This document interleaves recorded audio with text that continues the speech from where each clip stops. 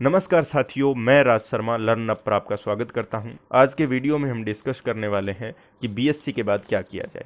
तो साथियों, बीएससी के बाद आपके पास मोटे मोटे तौर पर तीन ऑप्शंस होते हैं। पहला गवर्नमेंट जॉब्स, दूसरा प्राइवेट सेक्टर में जॉब्स और तीसरा हायर एजुकेशन।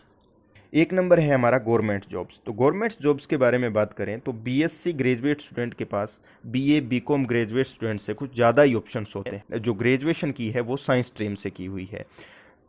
जो स्टूडेंट्स बीए बीकॉम वाले फॉर्म अप्लाई कर सकते हैं उनमें तो कर ही सकते हैं, एक्स्ट्रा और कुछ जॉब्स होती हैं उनमें भी बीएससी ग्रेजुएट स्टूडेंट अप्लाई कर सकते हैं। तो हम सभी के बारे में बात करेंगे।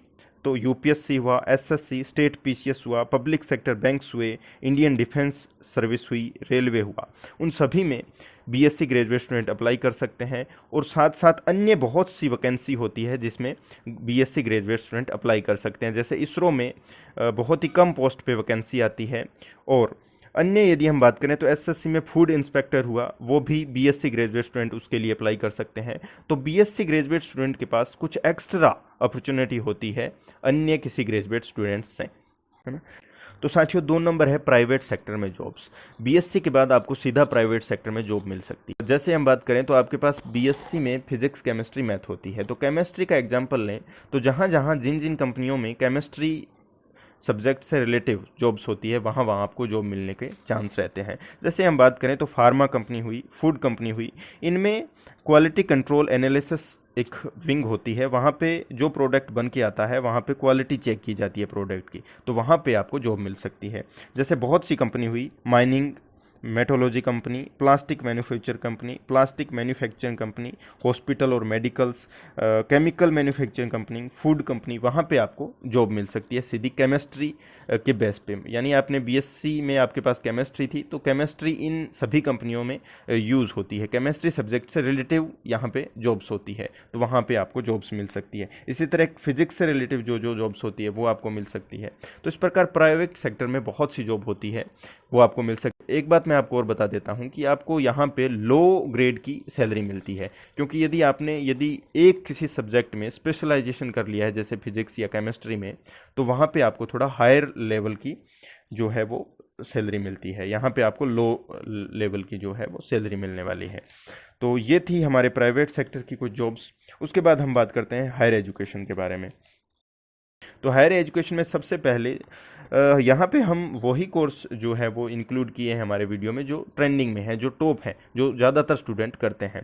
तो सबसे पहले एक नंबर है एमएससी, मास्टर ऑफ साइंस। ये 2 साल का पोस्ट ग्रेजुएट कोर्स होता है। इसमें आपको किसी एक सब्जेक्ट में स्पेशलाइजेशन करना होता है। तो जैसे आपके पास बीएससी में फिजिक्स केमिस्ट्री बायोलॉजी था तो उसमें से किसी एक सब्जेक्ट में आप स्पेशलाइजेशन कर सकते हैं। उसके बाद 2 नंबर आता है हमारा MCA, master of computer applications. यदि आपने बीएससी करने के बाद आपका मन बना कि नहीं मुझे आईटी सेक्टर में अपना करियर बनाना है तो आप एमसीए कर सकते हैं। इसकी फुल फॉर्म है मास्टर ऑफ कंप्यूटर एप्लीकेशन। ये भी 2 साल का पोस्ट ग्रेजुएट कोर्स है, यहाँ आप कर सकते हैं। इसमें प्रोग्रामिंग लैंग्वेज पे ज़्यादा ध्यान दिया जाता है।